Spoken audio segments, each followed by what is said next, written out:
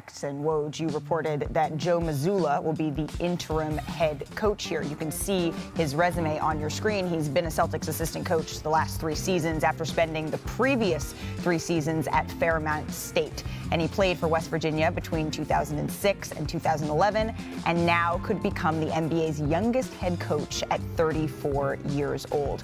And we'd be remiss not to also mention that Mazzulla was arrested twice at West Virginia, once in 2008 for underage drinking and aggravated assault. He pled guilty, paid a fine, and then again in 2009 for domestic battery after an incident at Morgantown Bar. The domestic battery case never went to trial. It was settled in August of 2009. He paid a $100 fine and court costs, plus had to do 40 hours of community service. Now, that was 13 years ago. He settled and paid both fines. So, well, what's the purpose of pointing out Joe's criminal past that occurred when he was 18? Whose idea was to run a criminal background check on him? Is she insinuating he shouldn't be considered the coach because he was arrested but charges were dropped? What's her thing against men? I didn't like Brad's comments on this, and let me explain why. Not the fact that he was taking up and protecting the women in the organization, but you know, he said about the speculations and the Twitter BS and things to that nature, and how unfair it was to the women in the organization that is not involved with this particular situation. And I get that, right?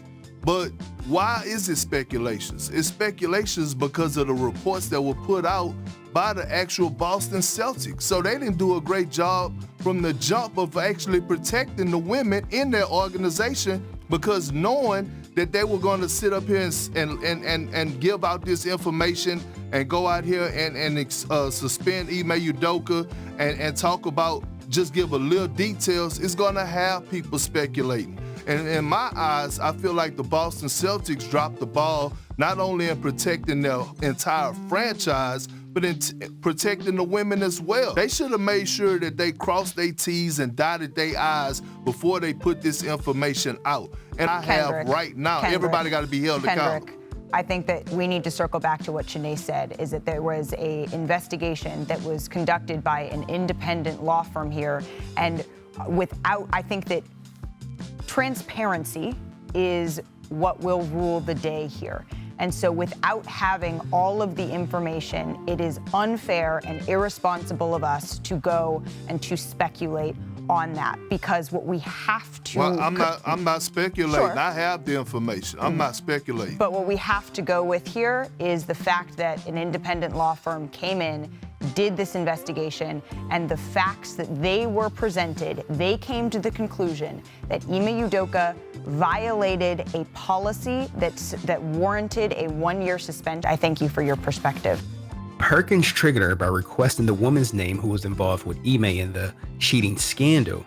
However, that's the $1 million question right now. But you see, when he brought that up, she quickly diverted it back to Ime and basically regurgitated, hey, we're going to just go with whatever Boston's reporting, even if ethically her name should probably be out there. But what woman in media will support outing another woman who is rumored to be married having an affair with a married man? To be fair, NBA Today is her show, so she runs it how she sees fit. But when men start going against her talking points with logic, she cuts to the next topic or redirect the show back to her talking points. But let's see how things happen when she's on Stephen A. Smith's show. That it was able to go on all day.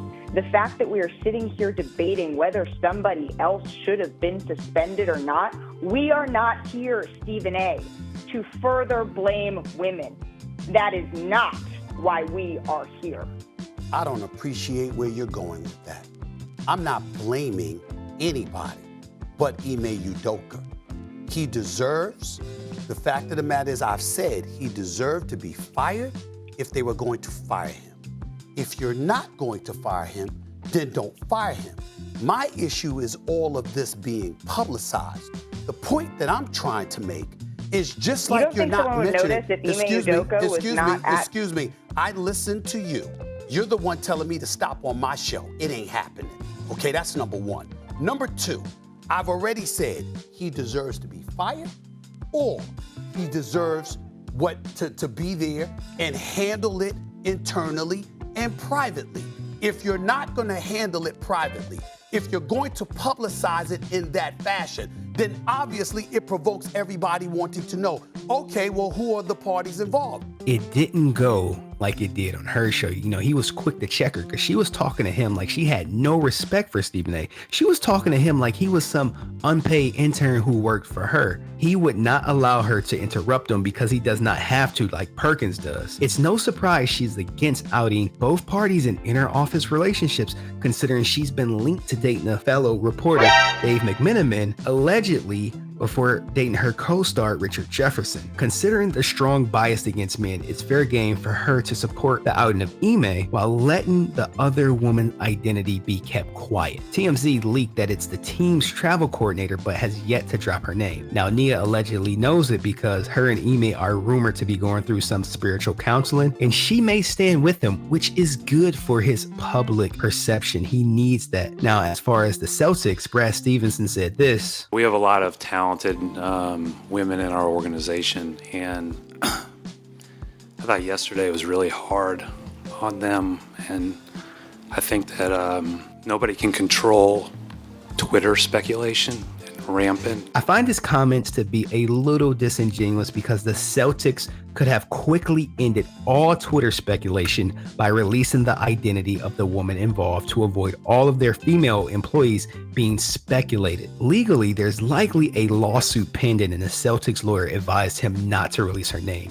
And chances are the woman involved, she probably has a lawyer saying the same thing. Malika Andrews is the new black female face of ESPN following the exit of Jamel Hill, Shari Chapman. I mean, Rachel Steele's still there, but you know, who knows if she wants to claim being black or not. Going up against Stephen A is a mistake, and she should tread lightly as ESPN is known to replace talent at a moment's notice, as well as cancel shows regardless of ratings. They don't care how popular you is. If I could see her strong bias against men, others there should be able to see it too. I wish her all the best and hope some more seasoned ESPN personalities offer her some advice moving forward how you can express your bias professionally without necessarily disrespecting your male counterparts. But what do y'all think? Let me know in the description. If you enjoyed the video, make sure you like and drop a comment, subscribe, all that good stuff, and I'll see y'all in the next video. Peace.